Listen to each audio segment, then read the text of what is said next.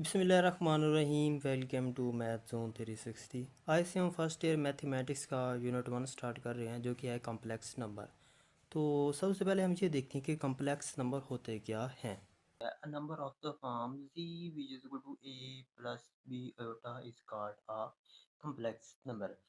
जैसे कि आपने सेट्स पढ़े होंगे, तो वहाँ पे सेट्स को ना एक कैपिटल अल्फ़ाबेट से डिनोट किया जाता है। For example, set of natural number उसको आप n से डिनोट करते हैं, सेट ऑफ प्राइम नंबर उसको आप p से डिनोट करते हैं। तो सेम इसका जो कॉम्प्लेक्स नंबर है, इसको कैपिटल z के साथ डिनोट किया जाता है। Capital Z which is equal to small a plus small b iota. यहाँ पे ए और बी क्या है? ए और बी कोई भी रियल नंबर हो सकते हैं। फॉर एग्जाम्पल 1 2 -1 -2 0.55 0.2534 1/2, मतलब कोई भी रियल नंबर हो सकते हैं। तो इस तरह के नंबर्स को हम बोलते हैं कम्प्लेक्स नंबर। यहाँ पे आई क्या है? इसको आपने आई नहीं बोलना, इसको आपने बोलना अयोटा। और अयोटा की वैल्यू क्या होती है? Iota which is equal to square root of -1। तो ये हमारे पास अयोटा की वैल्यू। अगर आप इसकी क्या करेंगे, बोथ साइड स्क्वायर रूट ले लें। फॉर एग्जांपल, अयोटा का स्क्वायर ले लें आप, और स्क्वायर रूट ऑफ -1 का भी स्क्वायर ले लें। तो क्या होगा, स्क्वायर और स्क्वायर रूट आपस में कैंसिल हो जाएंगे। तो अयोटा स्क्वायर किसके इक्वल हो जाएगा? Iota square is equal to -1। तो इस चैप्टर में अब हम जब भी अयोटा स्क्वायर कहीं पे देखेंगे, तो हमने क्या करना, अयोटा स्क्वायर की जगह -1 इसकी वैल्यू पुट कर देनी है। नेक्स्ट हमारे पास है real part of a complex number and imaginary part of a complex number. तो जो हमारे पास कॉम्प्लेक्स नंबर है z which is equal to a plus b होता, तो उसमें जो हमारे पास ए होता है, इसको हम बोलते हैं real part of a complex number, और जो बी होता है, इसको हम बोलते हैं imaginary part of a complex number. मतलब जो हमारे पास कॉम्प्लेक्स नंबर में फर्स्ट आता है विद अयोटा, जिसके साथ अयोटा नहीं होता उसको हम बोलते हैं रियल पार्ट, और जो अयोटा के साथ होता है नंबर, उसको हम बोलते हैं imaginary part of a complex number. अब इनको मैथमेटिकली किस तरह डिनोट किया जाता है, तो इसको हम यूँ लिखते हैं R e into z which is equal to a. मतलब क्या है कि जो ए है ये जी का रियल पार्ट है, और जो बी है इसको हम यू डिनोट करते हैं I M into z which is equal to b. मतलब ये क्या है, बी जो है जी का इमेजनी पार्ट है। जी मीन कम्प्लेक्स नंबर, मतलब कम्प्लेक्स नंबर का बी है इमेजनी पार्ट, और जो ए है ये इसका रियल पार्ट है। नेक्स्ट हमारे पास है रियल नंबर। रियल नंबर क्या होता है? जो हमारे पास कम्प्लेक्स नंबर है, अगर इसमें से जो इसका इमेजरी पार्ट है, जो इसको हम बी भी कह सकते हैं, वो जीरो हो जाए, तो उसको हम बोलते हैं real number. Z which is equal to a plus b iota. इसमें क्या है, जो बी है ये इक्वल हो जाए जीरो के, तो इसको हम बोलते हैं रियल नंबर। जैसे कि z which is equal to 9 प्लस 0 अयोटा। तो ये हमारे पास जो कम्प्लेक्स नंबर है, इसको हम रियल नंबर भी बोल सकते हैं। तो इससे हमारे पास ये शो होता है कि जो हर रियल नंबर है वो कम्प्लेक्स होता है, लेकिन हर कम्प्लेक्स नंबर है उसको हम रियल नंबर नहीं बोल सकते। अब यहाँ पे देखें, ये z है ना, विच इज़ इक्वल टू, हम इसको जो भी लिख सकते हैं, z which is equal to 9, क्योंकि इमेजिनरी पार्ट तो जीरो हो गया। जीरो को हम अगर 9 में मतलब ऐड भी करते हैं, तो उससे हमें कोई मतलब उसका फर्क नहीं पड़ेगा। तो इस तरह ये क्या है, ये जो जी विच इज़ इक्वल टू 9 है with zero imaginary part.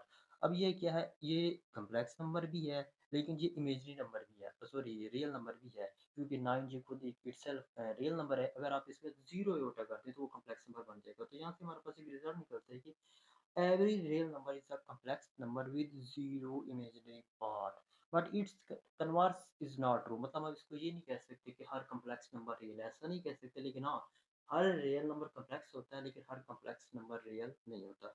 Next हमारे पास है प्योर इमेजिनरी नंबर। अब रियल नंबर में हमने क्या देखा था कि अगर कम्प्लेक्स नंबर का जो इमेजिनरी पार्ट है वो जीरो हो जाए, तो वो क्या बनता है, रियल नंबर। अब अगर कम्प्लेक्स नंबर का जो रियल पार्ट है वो जीरो हो जाए, तो बाकी जो हमारे पास कम्प्लेक्स नंबर होगा उसको हम बोलेंगे प्योर इमेजरी नंबर।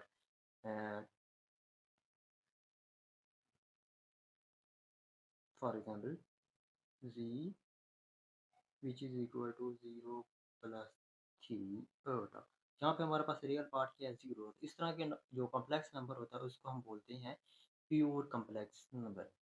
नेक्स्ट हमारे पास है zero complex number. Zero complex number कौन सा होता है? जिसमें हमारे पास कम्प्लेक्स नंबर का इमेजिनरी और रियल दोनों पार्ट जीरो हो जाए।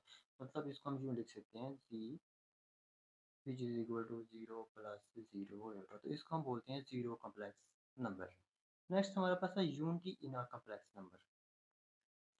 unity in a complex number. A complex number z is equal to a plus b iota is called a unity in a complex number. इसमें कंडीशन क्या है कि अगर इसमें हमारे पास जो रियल पार्ट है वो वन हो और इमेजरी पार्ट जीरो हो जाए, तो इस तरह के कम्प्लेक्स नंबर को हम बोल देंगे unity in a complex number. For example z which is to one plus zero iota, तो ये हमारे पास है unity in a complex number. Next हमारे पास है additive identity in a complex number and multiplicative identity in a complex number. तो सबसे पहले हम एडिटिव आइडेंटिटी को देखते हैं कि ये होता क्या है। एडिटिव आइडेंटिटी, इसको पहले हम सिंपल वे में देखते हैं। ये होती है इट सेल्फ, यहाँ पे हमारे पास फॉर एग्जांपल एक नंबर है टू प्लस, हम टू में क्या ऐड करेंगे, टू अगेन हमारे पास सेम आंसर आ जाए। तो टू में हम जीरो ऐड करेंगे तो हमारे पास सेम आंसर आ जाएगा। तो यहाँ पे जीरो जो होता है ये एडिटिव आइडेंटिटी होती है इन रियल केस अगर हम देखें। तो सेम इस तरह कम्प्लेक्स नंबर पे भी एडिटिव आइडेंटिटी एग्जिस्ट करती है। उसको हम जो बोलते हैं zero which is equal to zero plus zero iota. मतलब इसमें क्या है, रियल और इमेजिनरी दोनों पार्ट जो है हमारे पास वो जीरो है। अगर फॉर एग्जांपल आपके पास एमसीक्यूज में पूछने के एडिटिव आइडेंटिटी में कम्प्लेक्स नंबर, तो वहाँ पे आपके पास ये ऑप्शन हो जीरो और दूसरा ये ऑप्शन हो zero is equal to zero plus zero iota, तो आपने इस पे क्लिक करना है, क्योंकि ये हमारे पास जो है ये कम्प्लेक्स की एडिटिव आइडेंटिटी है, ना कि ये हमारे पास कम्प्लेक्स की एडिटिव आइडेंटिटी नहीं है। तो अब हम इसको एक एग्जांपल के थ्रू डिस्कस करते हैं। जैसे कि हमने यहाँ पे देखा सिंपल वे में कि टू में हमने ऐसा क्या ऐड करना है कि इसका आंसर वही आ जाए। तो सेम हम यहाँ पे कम्प्लेक्स नंबर ऐड करेंगे, तो उसमें उसकी कम्प्लेक्स नंबर की एडिटिव आइडेंटिटी को ऐड करेंगे, तो वो हमारे पास जो फर्स्ट कम्प्लेक्स नंबर था वो सेम आ जाएगा। फॉर एग्जांपल हमारे पास एक कम्प्लेक्स नंबर है z which equal to one plus three iota. अब हमने क्या करना है, इसको एडिटिव आइडेंटिटी जो कम्प्लेक्स नंबर है उसके साथ ऐड करना है। जब आप दो कम्प्लेक्स नंबर को ऐड करते हैं तो उसमें क्या होता है, रियल पार्ट रियल में ऐड हो जाता है और जो इमेजिनरी पार्ट है वो इमेजिनरी में ऐड होता है। तो वन प्लस जीरो क्या आ जाएगा, वन आ जाएगा, plus three iota plus zero है, तो ये हमारे पास थ्री योटा बन गया। और ये फर्स्ट वाला जी हमारे पास अगेन बन रहा है जिसको हमने इसकी एडिटिव आइडेंटिटी में ऐड किया था। तो यहाँ पे शो हो गया कि zero which is equal to zero plus zero iota, ये क्या है, ये additive identity in our complex number है। अब हम देखते हैं मल्टीप्लिकेटिव आइडेंटिटी। मल्टीप्लिकेटिव आइडेंटिटी को पहले हम सिंपल वे में देखते हैं कि ये होती क्या है मल्टीप्लिकेटिव। अच्छा, फॉर एग्जांपल हमारे पास नंबर है थ्री, तो थ्री को हम किसके साथ मल्टीप्लाई करें कि अगेन आंसर हमारे पास थ्री है जो वन। तो इसका मतलब है जो वन होता है ये होता है हमारे पास मल्टीप्लिकेटिव आइडेंटिटी। तो सेम ये चीज़ जो है कम्प्लेक्स नंबर में भी एग्जिस्ट करती है। तो कम्प्लेक्स नंबर में क्या है, इसमें हमारे पास एयोटा की एडिशन होती है, मतलब कम्प्लेक्स नंबर में हमारे पास एयोटा आता है। तो उसमें थोड़ा बहुत डिफरेंस होगा, मतलब ये जो हमारे पास जैसे कि हमने एडिटिव आइडेंटिटी देखी वो सिंपल एडिटिव आइडेंटिटी से थोड़ा डिफरेंट थी। सेम इसका मल्टीप्लिकेटिव आइडेंटिटी भी सिंपल मल्टीप्लिकेटिव आइडेंटिटी से थोड़ा डिफरेंस है।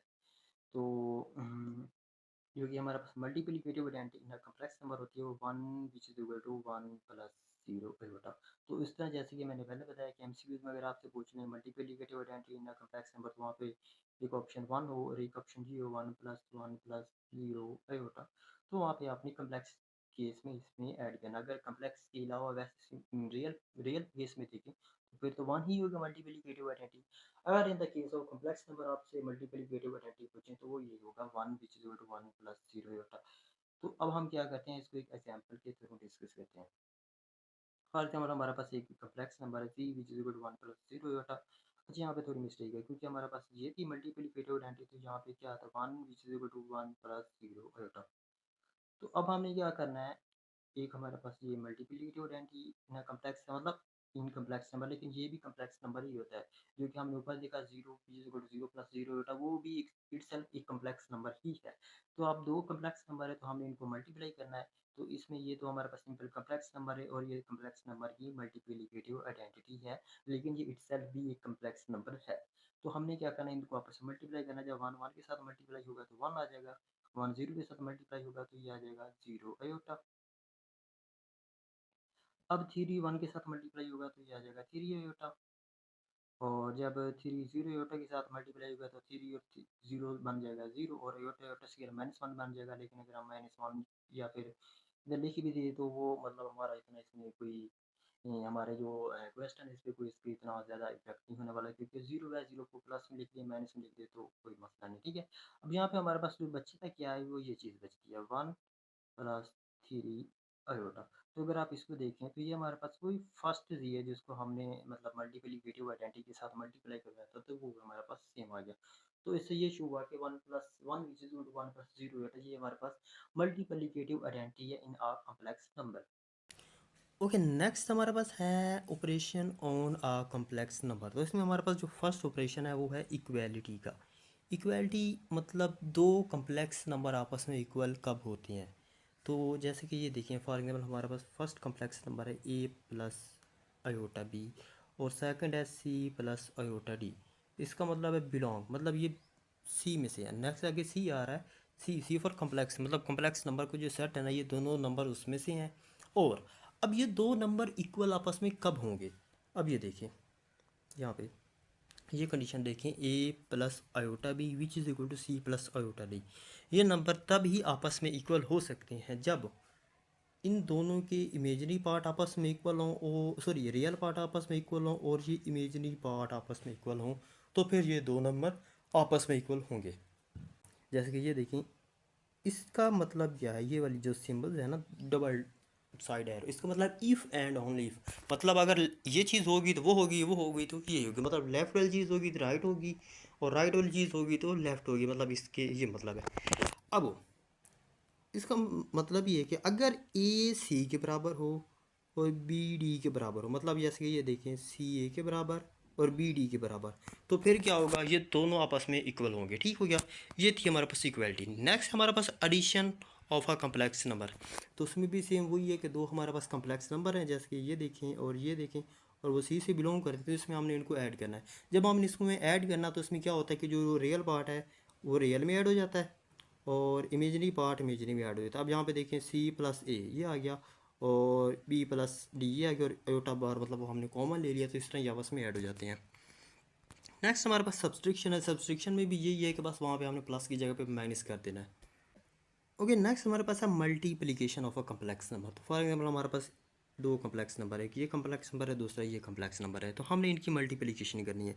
जब हम इनकी मल्टीप्लिकेशन करेंगे तो ये बिल्कुल वही चीज़ है जो आप मतलब 9th 10th या 8th क्लास में भी इवन आपने इस चीज़ को पढ़ा होगा। जैसे कि फॉर एग्जाम्पल हम ये एक सिंपल सी मैं एग्जाम्पल ले लेता हूँ, 2+x और 3 - y। मतलब आप इनको जिस तरह मल्टीप्लाई करते थे ना, सेम इस तरह कॉम्प्लेक्स नंबर भी आपस में मल्टीप्लाई होंगे। यहाँ पे एक और चीज़ है कि यहाँ पे फॉर एग्जांपल इस तरह हो जाए कि अगर हमारे पास है ना 2 अयोटा, वो मल्टीप्लाई हो जाएगा जब फॉर एग्जांपल 3 अयोटा के साथ, तो ये इसका आंसर आ जाएगा 6 अयोटा स्केयर। तो अब 6 तो सेम आ जाएगा, अयोटा स्क्वायर की वैल्यू क्या होती है -1। तो फिर जब 6 और -1 आपस में मल्टीप्लाई होंगे तो वो मतलब इस तरह 6 आ जाएगा। बाकी आपने मल्टीप्लिकेशन इसकी सारी सेम करनी है, बस जहाँ पे अयोटा स्क्वायर आ जाना, फिर अयोटा स्क्वायर की जगह पे आपने -1 पुट कर देना, क्योंकि ये अयोटा की सॉरी अयोटा स्क्वायर की वैल्यू ही यही आ रही है। ठीक है, तो नेक्स्ट हमारे पास डिवीजन है। अच्छा, अगर आप यहाँ पे देखें तो यहाँ पे आपके पास एक जो मतलब इसको कॉमन फार्मूला लिखा हुआ है, मतलब जो दो आपस में आप कम्प्लेक्स नंबर को मल्टीप्लाई करें तो नीचे ये देखें आपके पास एक कॉमन सा फार्मूला लिखा हुआ है, मतलब इस फार्मूले के तहत भी आप उसमें ए बी सी डी की वैल्यूज पुट कर दें तो आपकी मल्टीप्लिकेशन हो जाएगी। मतलब आप ये फार्मूला याद कर लें। तो सेम नीचे डिवीजन का भी है, अगर आप इसमें जस्ट ये फार्मूला याद कर लें तो आप इसमें मतलब जो क्या कहते हैं कि ए बी सी डी की वैल्यू पुट कर लें तो आप इसको मतलब इजीली आप मतलब इसमें बगैर कोई डिवीजन किए जस्ट फार्मूला याद कर लें तो आप वैल्यूज पुट कर दें तो आपका आंसर आ जाएगा। मज़ीद हम इसको एक्सरसाइज में प्रैक्टिस भी करेंगे इन चीज़ों की। तो नेक्स्ट हमारे पास है स्केलर मल्टीप्लिकेशन, मतलब किसी भी आपके पास कोई कम्प्लेक्स नंबर है उसके साथ कोई कांस्टेंट आपने मल्टीप्लाई कर देना। फॉर एग्जांपल 2 मल्टीप्लाई कर दिया, 3 मल्टीप्लाई कर दिया। अब यहाँ पे जैसे कि देखें ये हमारे पास कम्प्लेक्स नंबर है जो कि सी में से के एनी रियल नंबर, मतलब 2 हो सकता है, 0.5 9 2.7 कुछ भी हो सकता है, उसको आपने कम्प्लेक्स नंबर के साथ जब मल्टीप्लाई करना है तो वो कम्प्लेक्स वो जो रियल पार्ट है वो उसके रियल में भी उसके साथ भी मल्टीप्लाई हो जाएगा और उसके इमेजरी पार्ट के साथ भी मल्टीप्लाई हो जाएगा। ओके, नेक्स्ट हमारे पास है operation on complex number in a ordered pair form. अच्छा, ये बिल्कुल वैसे ही है। अब देखें ये कॉम्प्लेक्स नंबर है, फॉर एग्जांपल 2+3 है बेटा, ये हमारे पास एक मतलब कॉम्प्लेक्स नंबर है। अब अगर हम इसको ऑर्डर्ड पेयर फॉर्म में लिखें तो वो कैसे होगा, तो ये यूँ बन जाएगा 2, 3। बस यही इनमें डिफरेंस है। बाकी सारे ऑपरेशन इसमें वही सेम आ रहे हैं जो इसके में इक्वलिटी के ऑपरेशन है, एडिशन के हैं, सब्सट्रैक्शन के हैं, मल्टीप्लिकेशन के हैं, इवन डिवीजन के इसके ऊपर जो ऑपरेशन अप्लाई हो रहे हैं, स्केलर मल्टीप्लिकेशन के अप्लाई हो रहे हैं, ये सारे बस वैसे के वैसे सेम ही है। बस हमने इसमें जो कॉम्प्लेक्स नंबर उसको थोड़ा सा मतलब रिप्रेजेंट करने का मेथड हमने चेंज किया है। बाकी ऑपरेशन वगैरह वो सारे बिल्कुल वैसे के वैसे ही हैं जैसे कि हमने पहले देखे हैं। नेक्स्ट हमारे पास आ जाती हैं properties of the fundamental operation on a complex number. तो यहाँ पे हम इसको पहले भी डिस्कस कर चुके हैं कि additive identity, additive inverse, multiplicative identity, multiplicative inverse, ये सारी चीज़ें हम पहले डिस्कस कर चुके हैं। तो यहाँ पे इन्होंने यही किया हुआ है कि उन्होंने इसको in the form of polar, मतलब पोलर की फॉर्म में लिख दिया हुआ है। तो अगर हम इसको वैसे मतलब देखें इन सिंपल जो हमारे पास कॉम्प्लेक्स नंबर की फॉर्म होती है, तो हम इसको ये वाला अगर हम फर्स्ट पे देखें तो हम इसको यूँ लिखेंगे 0 + 0 आयोटा। ठीक हो गया। अगर नीचे वाली देखें जो एडिटिव इनवर्स हमारे पास आ रहा है तो ये होगा -a - b आयोटा। तो सेम अगर आप देखें नीचे जो मल्टीप्लिकेटिव आइडेंटिटी आ रही है, मल्टीप्लिकेटिव आइडेंटिटी हमारे पास होगी 1 + 0 आयोटा।